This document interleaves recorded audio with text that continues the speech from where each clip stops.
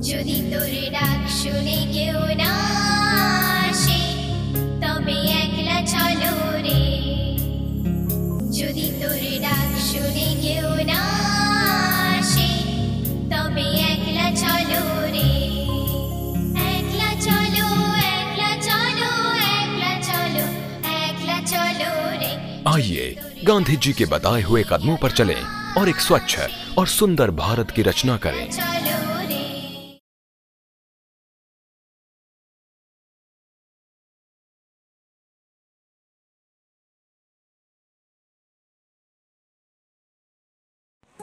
ನಾನು ಗೌರಿ. ನಾನು ರಾಯಚೂರು ಜಿಲ್ಲೆಯ ದೇದುರ್ಗ ತಾಲೂಕಿನ ಸರ್ಕಾರಿ ಪ್ರೌಢಶಾಲೆಯಲ್ಲಿ ಓದುತ್ತಿದ್ದೇನೆ. ಇದು ನನ್ನ ಶಾಲೆ. ಇವರೆಲ್ಲ ನನ್ನ ಸ್ನೇಹಿತರು ಜಯ, ಲಕ್ಷ್ಮಿ, ಕಾವೇರಿ, ಪಾರ್ವತಿ, ಶಾಂತಿ ಹಾಗೂ ಮಮತಾ. ನಾನು ಶಾಲೆಯಲ್ಲಿ ಚೆನ್ನಾಗಿ ಓದುತ್ತಿದ್ದೆ.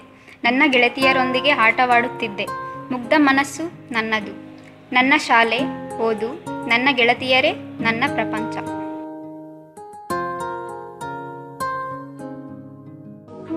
ನನ್ನ ತರಗತಿಯಲ್ಲಿ ಶಿಕ್ಷಕರಿಗೆ ನಾನು ಅಚ್ಚುಮೆಚ್ಚಿನ ವಿದ್ಯಾರ್ಥಿನಿಯಾಗಿದ್ದೆ. ನಾನು ಎಲ್ಲ ವಿಷಯದಲ್ಲೂ ತರಗತಿಯಲ್ಲಿ ಎಲ್ಲರಿಗಿಂತ ನಾನೇ ಮೊದಲು. ಇದೇ ಪ್ರತಿಭೆಯಿಂದ ನಾನು ಎಲ್ಲ ಶಿಕ್ಷಕರ ಮನಗೆದ್ದಿದ್ದೆ. ಶಿಕ್ಷಕರು ಕೂಡ ನನಗೆ ಎಲ್ಲ ವಿಷಯದಲ್ಲೂ ತುಂಬಾ ಸಹಕರಿಸುತ್ತಿದ್ದರು. ಹೀಗಿರುವಾಗ ಒಂದು ದಿನ ನಮ್ಮ ತಂದೆ ಶಾಲೆಗೆ ಬಂದರು. ಯಾವ ಕಾರಣಕ್ಕಾಗಿ ಬಂದಿದ್ದರು ಅಂತ ನನಗೆ ಗೊತ್ತಿರಲಿಲ್ಲ. ಬಂದು ನನ್ನ ಕರೆದುಕೊಂಡು ಮುಖ್ಯೋಪಾಧ್ಯಾಯರ ಕೋಣೆಗೆ ಹೋದರು.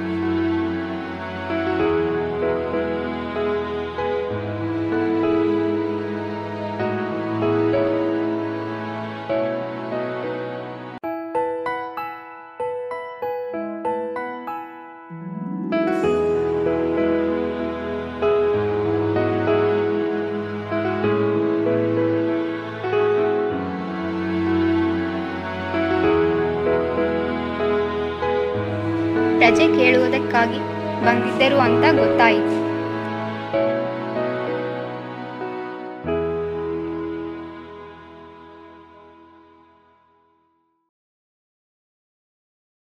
ಆಗ ಮುಖ್ಯೋಪಾಧ್ಯಾಯರು ನನ್ನ ಹೊರಗಡೆ ಕಳುಹಿಸಿದರು. ನಾನು ಹೊರಗಡೆ ಹೋದೆ. ಅಲ್ಲಿ ಏನಾಯಿತು ಅಂತ ನನಗೆ ತಿಳಿಯಲಿಲ್ಲ. ನಂತರ ಅಮ್ಮನಿಂದ ನನಗೆ ಗೊತ್ತಾಯಿತು. ಅಂದು ನನ್ನ ತಂದೆ ನನ್ನ ಮದುವೆ ವಿಚಾರಕ್ಕಾಗಿ ರಜೆ ಕೋರಲು ಬಂದಿದ್ದರು ಅಂತ. ಆಗ ಶಿಕ್ಷಕರು ತಂದೆ ಕೇಳಿದ ರಜೆಯನ್ನು ತಿರಸ್ಕರಿಸಿದರು. ಅದಕ್ಕಾಗಿ ಇಬ್ಬರ ನಡುವೆ ಕಲಹ ಉಂಟಾಗಿ ಅಪ್ಪ ಕೋಪದಿಂದ ಹೊರಟು ಹೋದರು. ನಾನು ಅಪ್ಪನ ಜೊತೆ ಒಂದು ದಿನ ಹೊರಗಡೆ ಹೋದಾಗ ಹೊಲಕ್ಕಾಗಿ ಲೋನು ಕೇಳುವ ವಿಚಾರಕ್ಕಾಗಿ ನಾನು ಅಪ್ಪ ಬ್ಯಾಂಕಿಗೆ ಹೋದೆವು.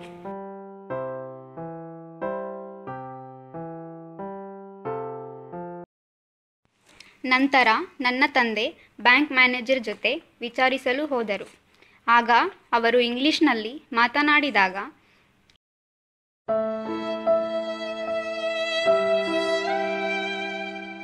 ಅಪ್ಪನಿಗೆ ಮರು ಉತ್ತರಿಸಲಾಗಲಿಲ್ಲ.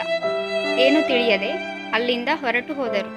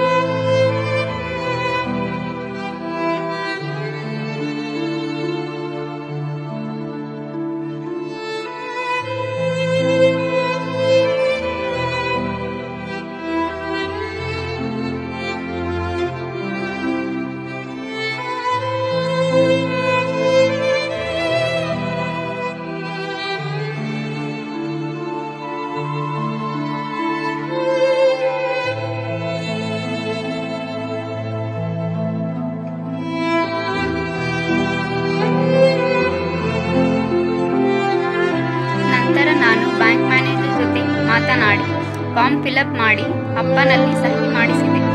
ಆಗ ಅಪ್ಪ ತುಂಬ ಭಾವುಕರಾದರು.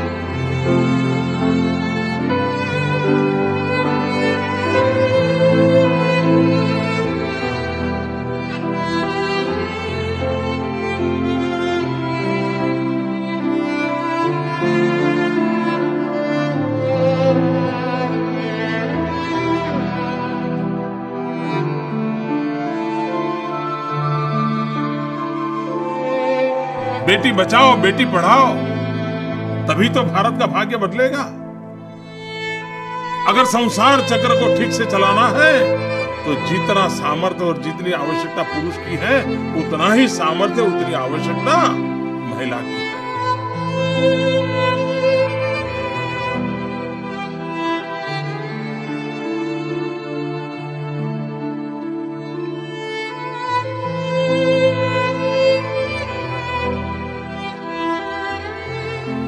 ನಾನು ಶಾಲೆಗೆ ಹೋಗೋದು ಅವತ್ತೇ ಕೊನೆ ದಿನ ಅಂತ ಅನ್ಕೊಂಡೆ. ಕೆಲವು ಕ್ಷಣಗಳ ನಂತರ ಅಪ್ಪ ಬಂದರು. ಏನಾಯ್ತೋ ಗೊತ್ತಿಲ್ಲ, ನನಗೆ ಪುಸ್ತಕ ಕೊಟ್ಟರು.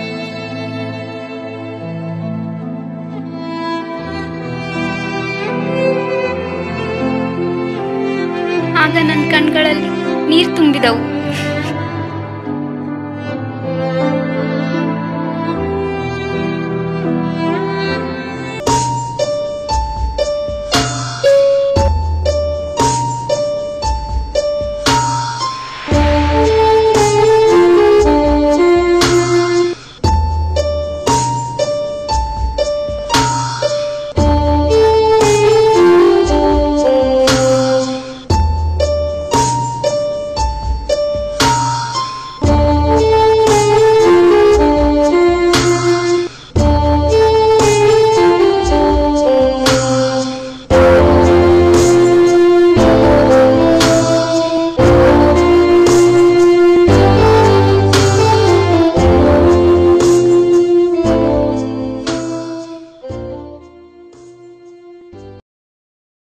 ಹೆಣ್ಣು ಸಮಾಜದ ಕಣ್ಣು.